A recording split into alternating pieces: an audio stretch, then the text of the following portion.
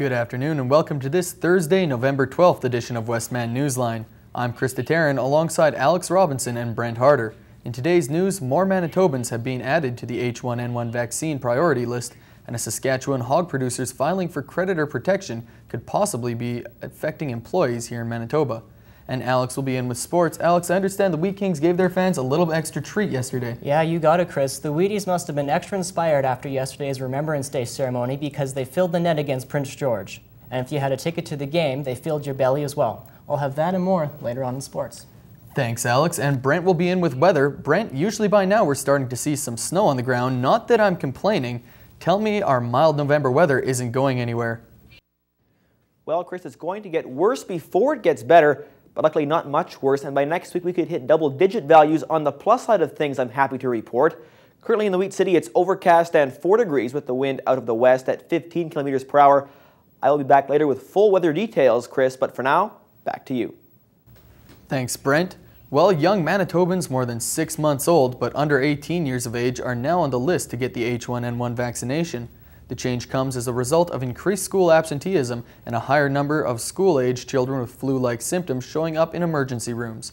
Health officials say the flu shot should help reduce the spread of disease. After being closed for several days, Winnipeg's 12 clinics will reopen today, while the next flu shot clinic in Brandon will be held on Saturday between noon and 4 p.m. at the retail level of the town centre. Westman Place was the site of the largest Remembrance Day ceremony held in Brandon yesterday. Nearly 3,000 people turned up to honor and remember the men and women who sacrificed so much to make our country what it is today. Lieutenant Colonel Shane Schreiber of the Princess Pat's Canadian Light Infantry addressed the crowd saying November 11th is our country's true birthday and that 91 years ago Canada emerged as an independent nation of the end of the Great War. The ceremony not only recognized and paid tribute to the service and sacrifice of the past, but also acknowledged the great men and women who continue to protect our freedom today. Bottled water may soon become a thing of the past on campus at Brandon University. BU Student Union broached the idea of a campus-wide ban on the sale of bottled water in an effort to reduce waste. Thirsty students would be encouraged to bring their own reusable drink containers. To ease the transition into reusable containers, BU's fountains are now equipped with a special tap that allows for a quick and easy refill. To get the ball rolling, the Student Union handed out over 750 reusable bottles to first-year students this month. Student representatives and university administration are working together to come to an agreement. BU Student Union President Stephen Montague said discussion should lead to a decision on the issue. Well, following the motion that passed at the annual general meeting, we did send a copy of the motion to the administration here at Brandon University. We're scheduling a meeting with them to work forward on a plan to lead to the implementation of a policy. Winnipeg will host dozens of the world's top AIDS and HIV researchers this weekend as they plan to meet a possible new strategy to curb the disease's deadly toll. The International Symposium will, among other goals, try to set up a consortium of experts to examine ways to develop a vaccine based on a natural immunity to HIV and AIDS, something discovered in several sex trade workers in Nairobi, Kenya during the 1980s. More than 75 researchers will take part in the symposium that is sponsored in part by the Bill and Melinda Gates Foundation. And as Gates opens his wallet, other folks could be potentially closing theirs, as Saskatchewan's largest hog producer has applied for creditor protection. Humboldt-based Big Sky Farms says the move follows what it calls an unprecedented downturn in the North American pork market. President and CEO Cassie Smith says he and the company's creditors remain positive about Big Sky's future. The company, which is 70% owned by the Saskatchewan government, has 40 operations across Saskatchewan and Manitoba that employ more than 400 people. And with that in mind, let's take a look at where the money markets are currently sitting.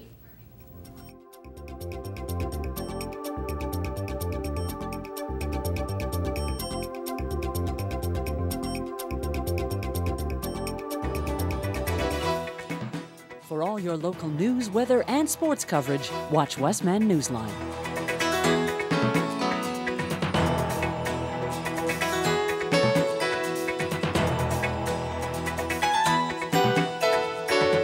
Broadcasting from Assiniboine Community College on Tuesday, Wednesday, and Thursday at 1 o'clock.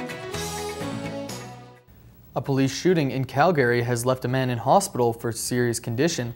Police say it happened after 2 officers spotted a suspicious vehicle last night. They say while the officers were investigating, something happened that prompted one of them to fire his gun, but police will not say what motivated the incident. Neither officer was injured in the occurrence. A British Columbia man who's accused of abandoning 7 horses along a road in Edmonton has spoken out. Abe Phillips of McBride, BC, insists he did nothing wrong. He says he was transporting the horses to Manitoba when his truck broke down Sunday at Edmonton, and in the morning he fed the horses and went to look for a garage. He says he fed the horses a second time before he went to a nearby hotel to sleep for a few hours, which is where police found and charged him.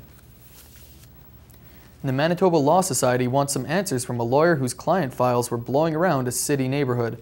The private and personal records of clients of Fred Bortoluzzi were in boxes in a greenhouse Bortoluzzi said had been vandalized. The files included personal health, bank, and tax records. The Manitoba Law Society has launched an investigation saying lawyers have an obligation to store personal files in a safe and secure place and hold all information confidential, even if they are old files.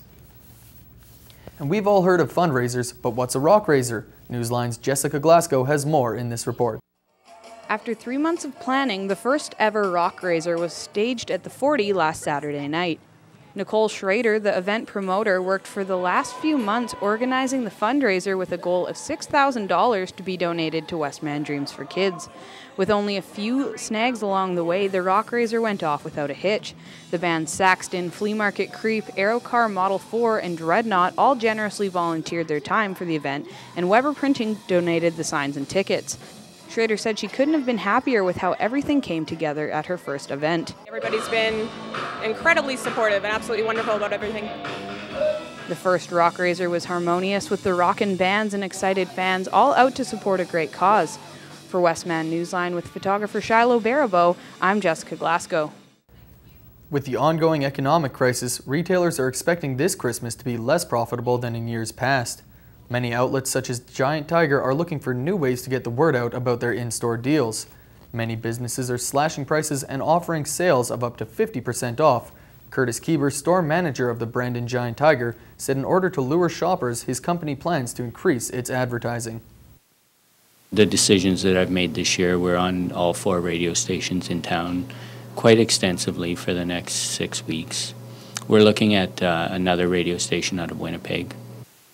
Shoppers seem to be responding well to what they're hearing, especially those who are beginning to shop for holiday gift items. So hopefully Brandon retailers will be able to weather the storm until the economy is on the upswing. And that's all for news, but stay tuned. Brent is up next with Newsline Weather.